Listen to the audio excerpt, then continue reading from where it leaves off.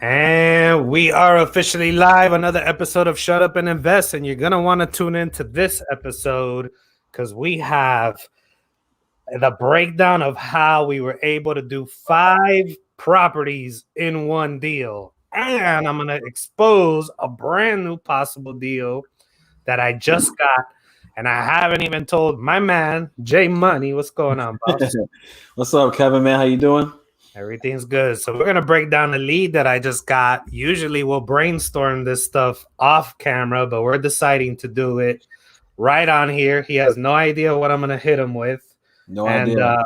we're gonna talk about it a little bit, and then we're gonna talk about the 5 properties in one deal. Break it down for you guys.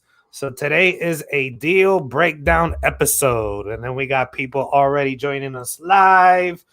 Ms. Donise saying hi. What's going on? What's going on? What's going on? All right. So let's jump right into my lead. And then what This I is a can do, fresh new lead, right? I don't know anything about this deal.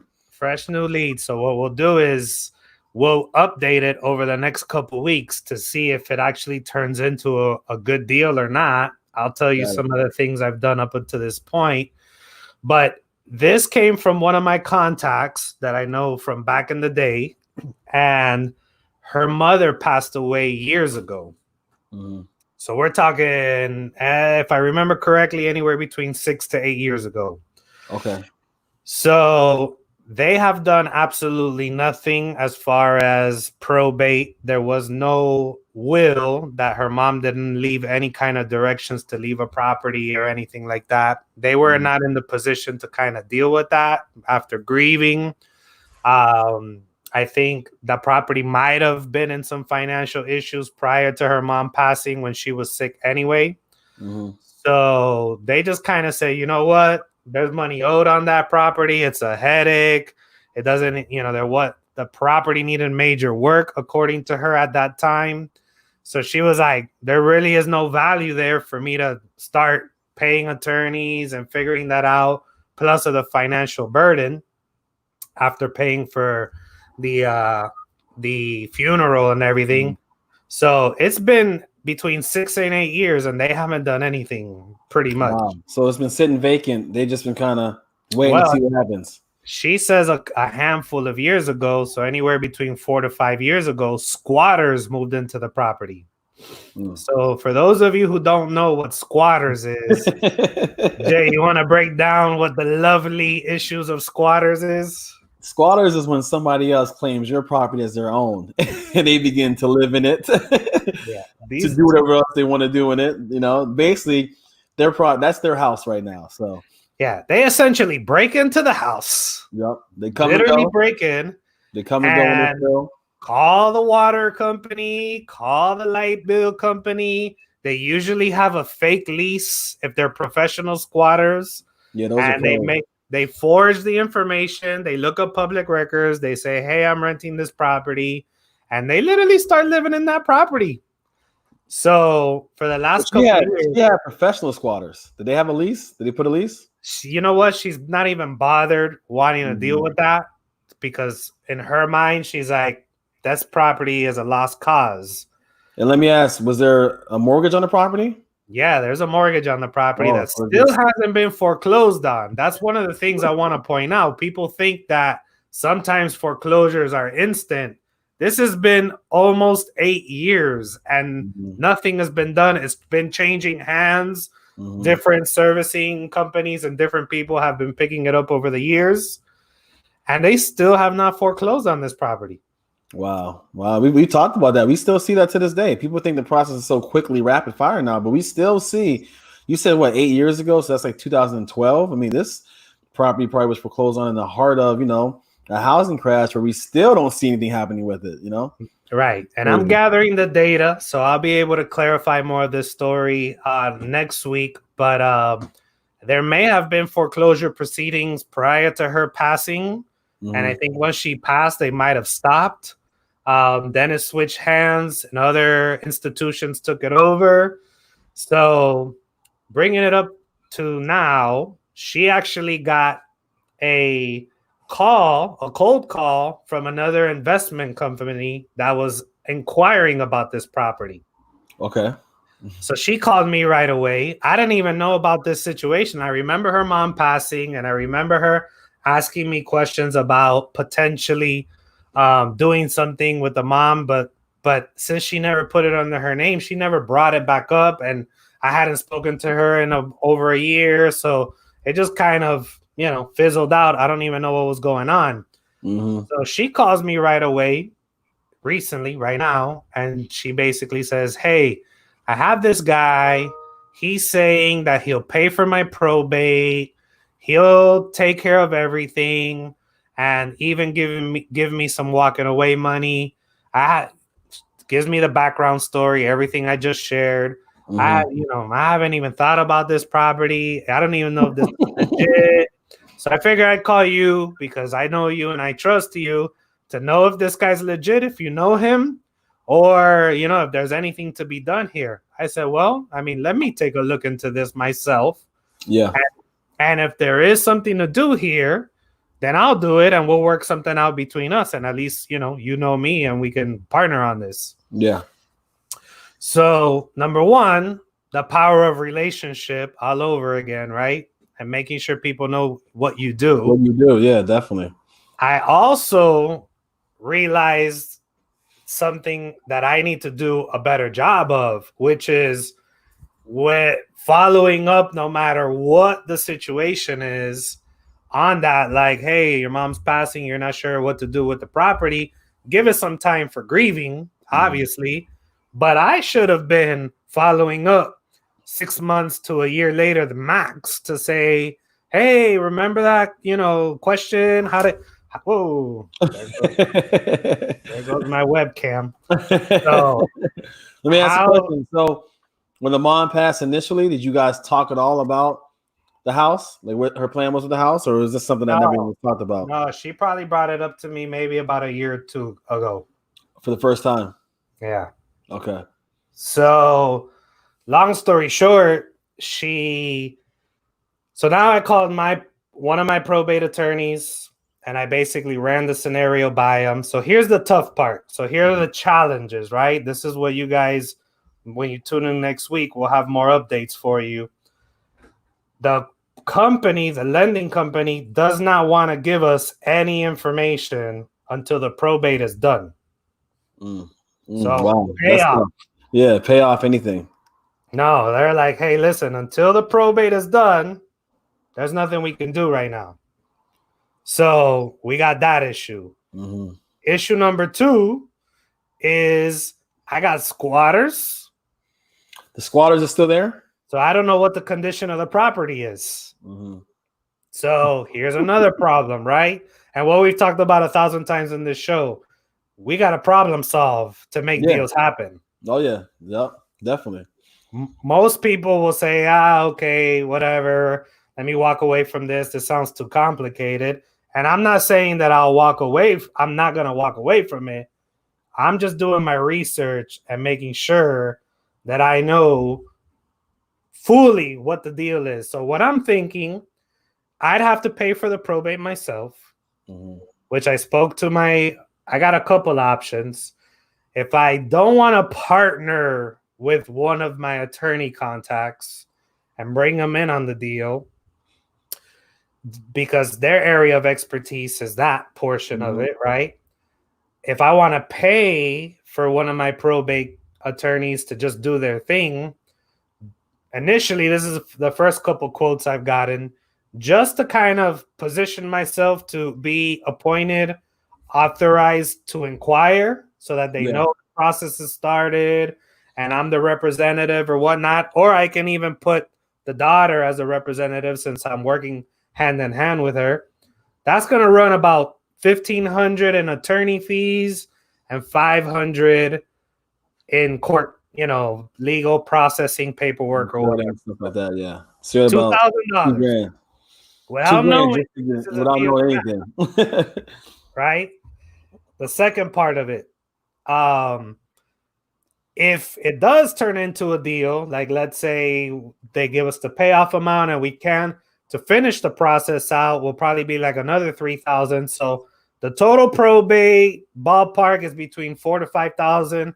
depending on which attorney I go with. I got a couple more in my network that I need to speak on about this, that I might be able to get that at a better price. Or I have the one or two attorneys that I have a really good relationship with to see if they're interested in partnering on this, so that I don't have to put the upfront money on it, and then get past that part to see if it's even a deal. So that's like phase one.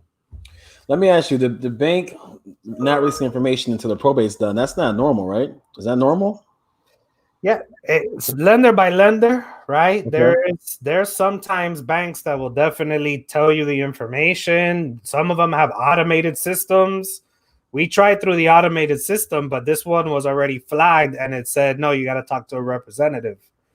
And I had my title company who negotiates the short sales for me reach out to them and try to get it, and they were like, no, probate needs to happen first. Because right now, I mean, there's got to be back payments as far as principal and interest, plus taxes, plus insurance, the escrow. So she got a letter. The last letter she got was $386,000 in total payoff, which we don't know how much of that is fees and late payments and attorney fees, like you just described. That was 2019 when she got that letter. The property's probably worth about $400. Okay. So that's not for anything there. I can't work with that number. Yeah, you already know at this point it has to be some kind of short sale for it to make sense. Right, which means is there a possibility to reinstate it and do a sub 2? In that paper. The paper they sent her was either a deed in lieu, which means a voluntary foreclosure, or a payoff, which is the 386 amount that they were putting on there. We don't know what the condition of the property, which is what I was saying is phase 2 of the problem. Since they're squatters, I can't go in there and see, but then the bank can't also go in there and see either. So we would have to get them evicted, which would probably be another $700 and change. We got a question here. Let me Joe Ritchie's asking, when we partner like that, do we give a percentage or a cash amount? That's a very good question. So if I bring an attorney to handle that portion out and I partner with them, or if you partner with a contractor, or if you partner with a money guy, there is no rules. Yeah, there's no rules. I mean, I know times where I partner with people where it's a flat fee. Let's say you do a JV deal. Hey, then the profit is a certain amount. Well, hey, you need to pay me an assignment partnership fee as a JV, right? If it's a property you're going to hold on to, you might structure a fee where you pay them up front plus some equity where they have a percentage of the house per month of the cash flow. So, or if you're doing a flip, a percentage of the flip after the rehab's done. So yeah, there's no set base standard for that. It's whatever you can negotiate. Right. Exactly. All right. So what else is part of this problem? So I would have to potentially have costs or bring on a partner to deal with the probate stuff. I'm leaning more towards partnering because if it turns out not to be a deal, we both put a little sweat equity in it and call it a day. Yep. The 386 number payoff doesn't work if the property's worth 400. But again, we don't know what the condition of the property is. So if we do get the squatters out, which will probably cost me another $700 to get them evicted, that's probably going to take, right now, we got to wait till like September with the Corona situation. We're doing eviction right now, yeah. So once we get them out, then that'll be another $700 to pony up and get it out. There we can't partner with nobody. We're gonna have to maybe the attorney writes the first letter or whatever, but eventually you got to pay the court fees. It's gonna be minimum $500. So I'm obviously thinking the condition of the property is gonna be, no good. So yeah, I mean it's been what, 8 years? I mean, of neglect, of squatting. I mean the squatters aren't in there doing repairs, so it's probably in pretty bad shape. Exactly. So it's a gamble. If I can find the right, team to do this with, I don't mind spending a couple $100, then see, because what they're going to do is once, let's say we start the probate stuff, we start negotiating with the bank, we got to get the squatters out of there. They'll have to send somebody to go appraise the property and see what condition the property is. And based off the appraisal, lately here in the South Florida area, I've been seeing short sales be anywhere between that 90% range of what the appraisal is, the as-is appraisal. Yeah. So it would benefit me for the property to be in really bad condition. Yeah, definitely would. So that if it's that knocked down, if it's 200 grand, now we got a $200,000 spread to work with. Call it 70 in rehab, 80 in rehab, maybe 100, depending on the size of the house. You still got equity in there to make moves. And you said that the last time she got a letter from the bank was last year, 2019. Right. Okay. Exactly. So we got another good question here by Pharrell Rose. Would equity happen after 8 years? Yeah, 100%. So that means when this drama happened, which is the reason why they didn't do anything, because it was worth less back then, and the property might have been upside down, or they probably owed, very close to what it was worth. Hence why she didn't do anything with it. Yep. That's kind of where 2012 to today, I mean, the market's gone up a lot. 2012 was pretty much the grind bottom where it started to take an uptick, right? So, I mean, 2012 to today is a very, very big gain in equity and appreciation, especially in this market. So, but you got all the past due of, outstanding payments on it that is probably eating away from the equity that there was. Right. The good thing is a lot of that most of the time can be negotiated away. Yep.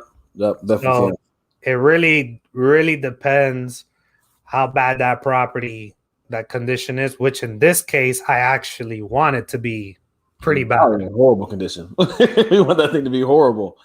Exactly. And when can we see it? So imagine so this is going to be a slow play, because if I can't get the squatters out till September because of the corona delays of eviction, I'm not trying to hurry up and figure anything out, because at the end of the day, can't do anything anyway. I can't do anything anyway until they get out. Yeah. So that's the latest and greatest. We'll follow this up over the next couple months and see where we're at with this deal. Yeah, I'm excited to see what we can do with this one. I mean, I love these kind of deals. The kind of deals that are difficult, that the majority of people are going to just walk away from it. These turn out being the biggest returns on your return deals that you get. So I'm all about, let's go figure this thing out, knock it down. Sir.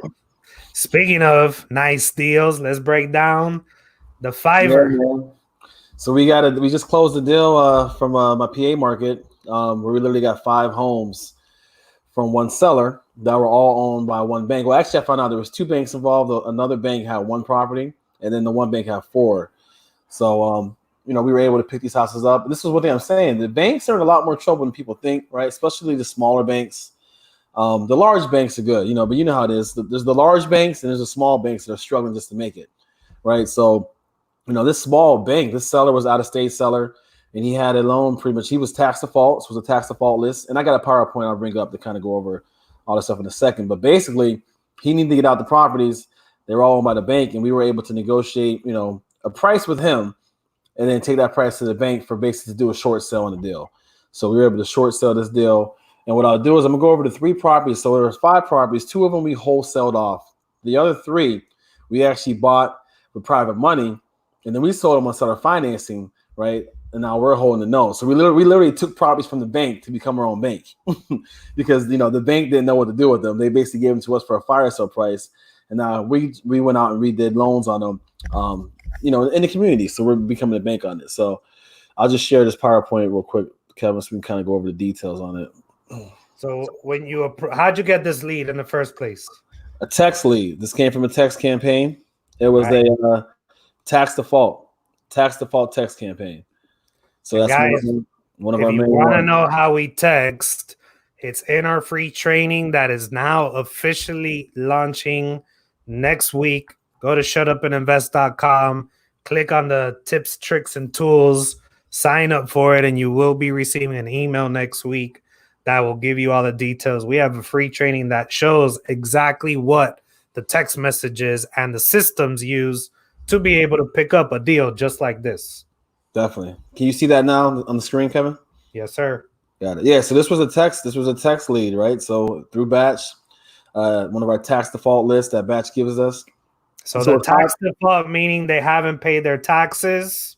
Yep, they're behind in property taxes. X amount of years, or specifically, or just in general? This is just in general. I didn't do any years on it. So Batch actually has in a new platform, they have a couple of filters that show up. Some are tax default, vacant, title landlord that are already kind of built in there. So the tax default is just they're behind on taxes at any given point. So there's no filter for the years on it. And we just text that list. I mean, you can literally go in there and text that list from wherever county, state you want to be, and you're going to find deals in that list, right? So we sit on a text campaign. This guy had 5 properties. Our total price with closing costs and everything for all 5 was $178,684, right? So that's the price you agreed with the seller who owned all 5 properties.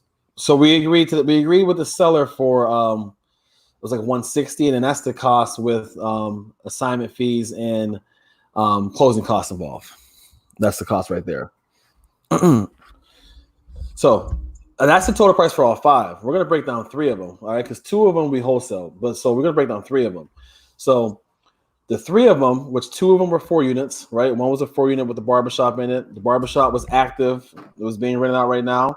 The other 4 unit had 4 empty units, right? Needed some work to it. And then the other house was a single family home that was moving condition. So again, we bought these with private money. And so right now I'm gonna show you the private money. You know, our private money, all in on the 3 was $144,593. And then our private money terms were 11% interest, 15-year term. So we're paying, about $1,650 per month on our private money for the 3 that we started financed out. Okay. And then we sold on total, this is just the total terms. We sold 3 of them on starter financing for a total of $240,000 with $25,000 down at 10% interest. And then the term is kind of a hybrid term. The 2 multi-units are on a 10-year term, and then the 1 single family house we sold on a 20-year term. But our total buyer's payment to us per month is $2,645.18, right? So just on the big picture, we made $25,000 at close because our private money is 100%. And then we're cash flowing about $1,000 per month, a little over $1,000 per month on that deal right now. And I'll break down each deal, but even better, we took $25,000 that we made from those down payments and paid off another one of our deals that we have private money with that we sold instead of financing. So, even bigger than the fact that the deal we got, we actually paid off one of our deals that's now free and clear. Right. So this is the game that you play. So let's kind of slow it down a little bit. Yep. Where you might be saying, wait a minute, you're borrowing the money at 15 years at 11% interest rate. Why would then you turn around and sell it at a 10% interest rate to your buyer? Because aren't you losing money if you're paying 11% to your lender, but then your buyer's paying you 10%? I'm only losing money if I'm selling at a lower price, right? So I'm not, and I mean, even that could be, tweaked. But remember, my total finance is $144,593. And we're selling them as is, not touching them for $240,000. Okay, right. Minus the $25,000.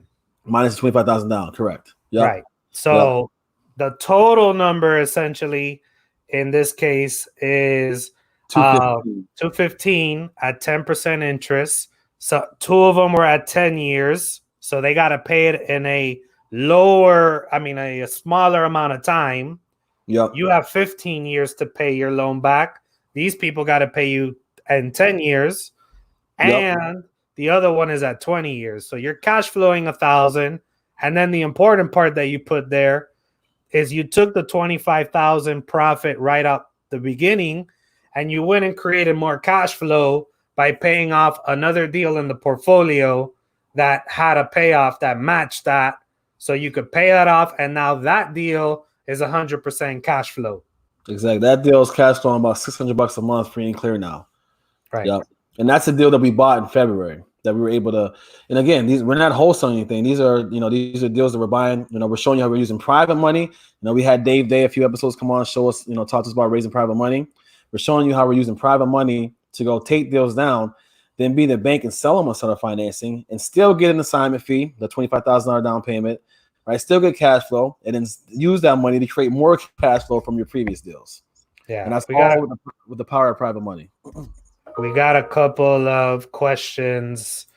We got Molin asking us, do we put cash in reserves for default if they don't pay?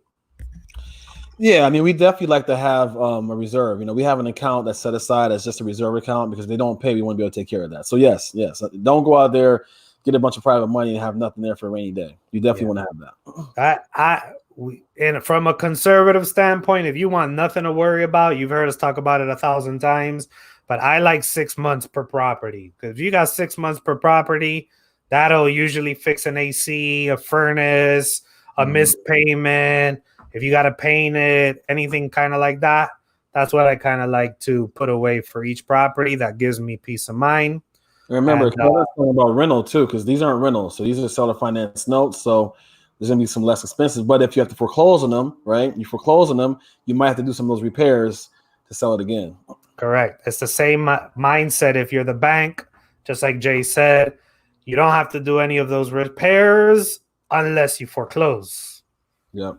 Then you got to cover the missed payments and also potentially put some money in there. So there is no zero risk in business. No, there's not. If you start any business, even if you buy a McDonald's franchise, yeah, sure, McDonald's is a proven model, but location, customer service, make sure it doesn't burn down, make sure it doesn't get robbed. I mean, there's so much risk in business, period. And real estate investing, there's always going to be risk as well, but it's about mitigating the risk. Yes, and definitely. Making decisions where the risk is a lot less than other situations, like getting caught on a property that's tight and the market is coming down and you were trying to flip it and only make 20 grand. Now the prices go down.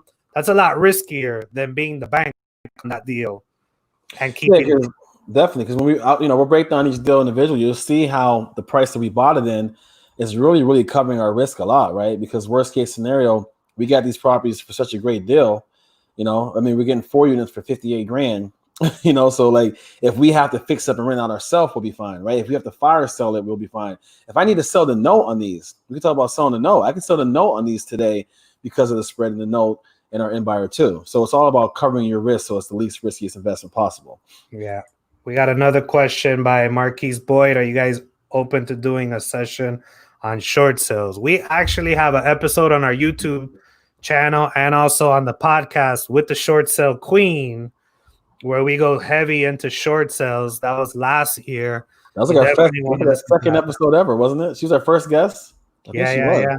I think that was it. The first handful of episodes. So you can go back and check that out. But yeah, we're definitely we'll keep you guys updated on any kind of new short sale situations. We'll do another episode where we break down some more short sale deals and keep you updated on the ones we're working with. But definitely check out that episode because it really gets into details of the actual short sale process. Definitely. Molin asked cash for keys with the emojis. So that's probably referring to my situation where you got squatters. Yes, 9 out of 10 times, that's the first strategy. And what that means is instead of going and trying to evict them and spending that money and wasting that time, it's really more about the time. You try to go and offer them, a couple $100, maybe $1,000, sometimes even a couple $1,000 if it's worth it, depending on how much profit. If you're trying to flip it and buy it, and you have a buyer that's really waiting to get in it fast, depending on how much money you're making, you might offer them a nice little chunk of change to move away. The situation with this one, which is why it's going to be tougher, is that everybody knows right now that no matter what, you're good till September. Yeah. So you never dealt with that money that I would have to offer them, and I don't have a buyer right now ready to go lined up to pay me $25,000 or $10,000 because we haven't even gone through probate. So since this is going to be a slow process, the cash for key strategy is going to be tough. Yeah, it is. Yeah, you don't even know what your payoff is. You don't have a lot of information yet to even be able to negotiate cash for keys, right? You don't want to give cash for keys and find out the property is not even be worth a good deal. So that's kind of you want to hold off on that. Yeah. All right, let's see here. Mary Nell, when explaining the benefits to the sellers to be the bank, other than not having to be a landlord and getting monthly cash flow, what are some of the other ways you can explain the benefits to sellers? The number one way is talk to them about their taxes, right? If they sell it to you for cash, and I'm assuming you're talking about when we approach a seller, the seller finance a deal to us, correct? So Correct. if Kevin's selling me a deal he owns free and clear and he wants $100,000, if I give him $100,000 cash, that's a huge tax bill he has to pay right there, right? If he seller finances that to me at $100,000 over, let's say 10 years, he's deferring those taxes. So the number one thing that I usually say is the tax benefits, because you're going to walk away with more money at the end, so the tax benefits are huge. Yep, 100%. We got Joe asking us, how long did that take to put a short deal together? Man, this one was super easy. Seller, it probably took us longer to get through all the houses than it did to get the short sale together, right? We got through the houses, that probably took a few weeks. And then me and the seller negotiated. He wanted 200 grand off the rip. I offered him 150. After he agreed to the 150, it was more of us getting information to the bank, right? The bank wanted to see, and there wasn't any BPOs involved, which is like broker prices paying. The bank just wanted to figure out what was the outstanding debt the seller had that they had to cover. Because again, the seller was behind on taxes on every house. He was behind on water bills in every house. So he probably had about, 20 grand in liens on each property that the bank was going to have to eat.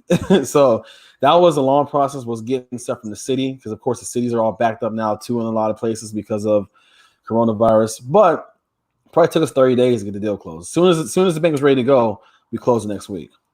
Right. And some of these take forever. Some of them. This was a quick one. Yeah, this was a quick one. I used to hate short sales back in the day when I was selling REOs. I hated short sales because it would take you 3, 4, 5 months just to get the bank to agree to a price, right? So just to figure out if they would take your offer or not, it took that long. That's one of the reasons why I kind of stepped away from them.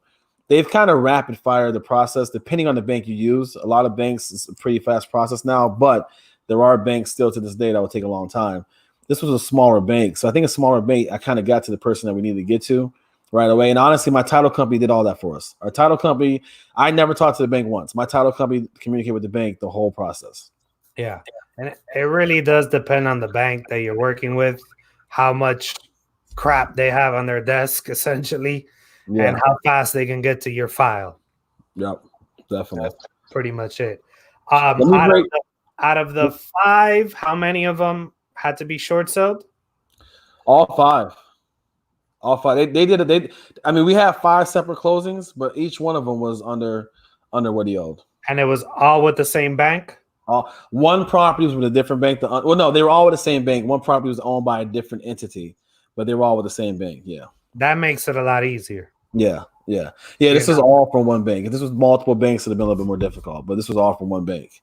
Yeah. So I'll kind of break down the numbers on the 3 that we did too, just real quick to just kind of show you. What about the 2 that you wholesaled? What are the numbers on that? So that's interesting. So the ones that we wholesale, we made. So one of them was a dog. You get 5 properties. One of them was a dog. It had squatters. It had foundation issues. So I was just trying to break even on that one. We probably lost $1,000 on that one.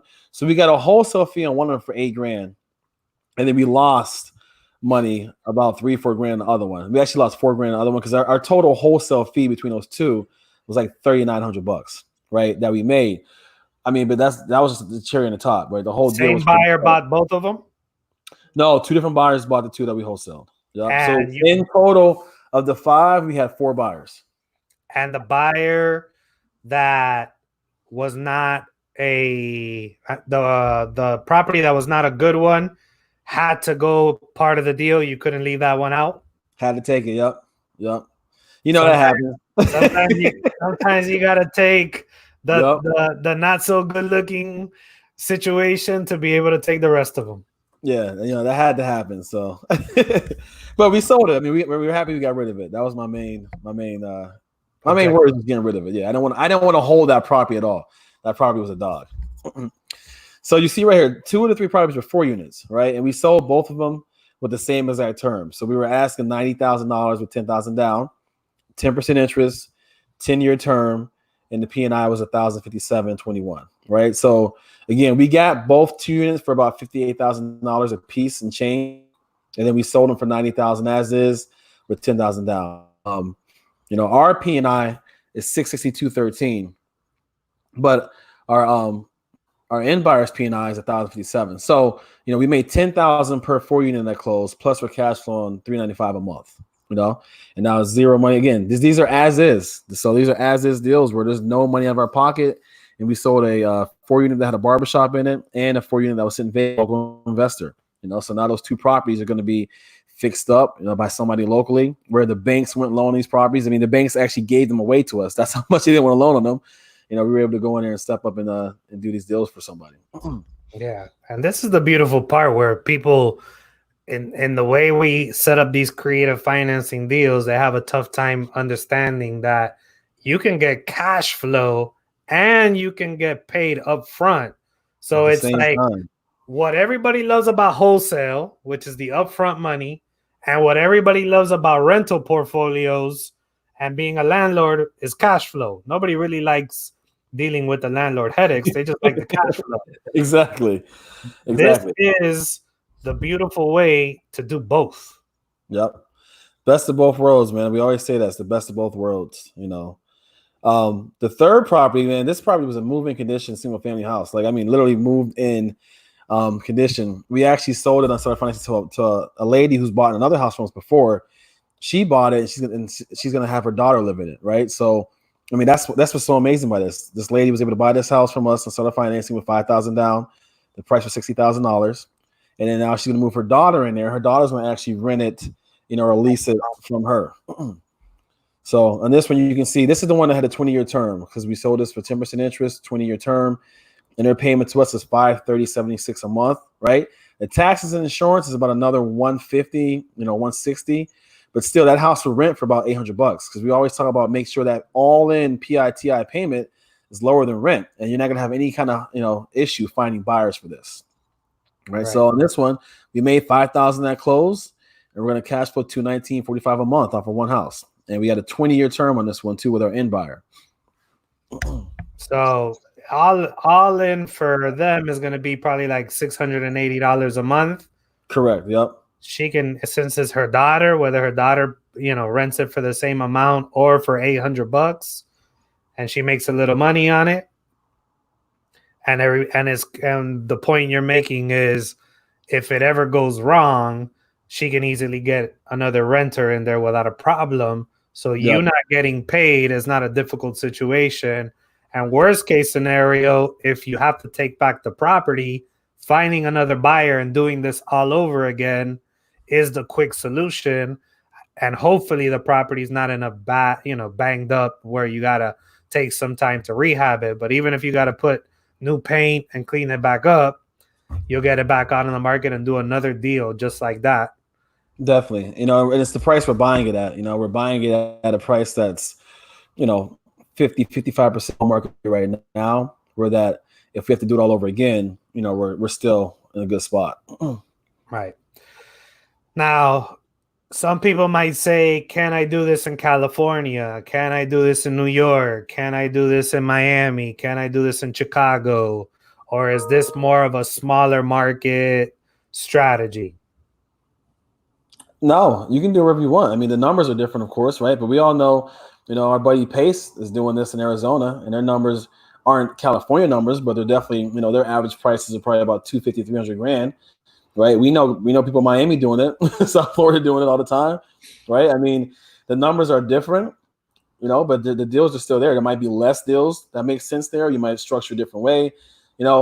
I think a lot more in those markets, you do a lot more subject to type deals because there's less free and clear owned properties. But if you can find private money and buy a distressed property below market value, you then can do whatever you want to do with it. I think most people try to think that it has to be a rental when actually this is just a different skill. That if you learn the skill, you can do the same exact thing. Yeah, which you could structure it a lease option to buy with terms that they need to fix anything on the property that's That's not your responsibility. They got to put a big down payment. There's many different ways to kind of structure this, depending on what your state real estate rules and laws are as far as title and recording, which is what you want to talk with your real estate attorneys and maybe talk and get a couple different opinions, like we've talked about many times on this show, because sometimes you'll speak to a real estate attorney that's very conservative, and at the end of the day, you get one that's really well versed in creative financing, subject to deals.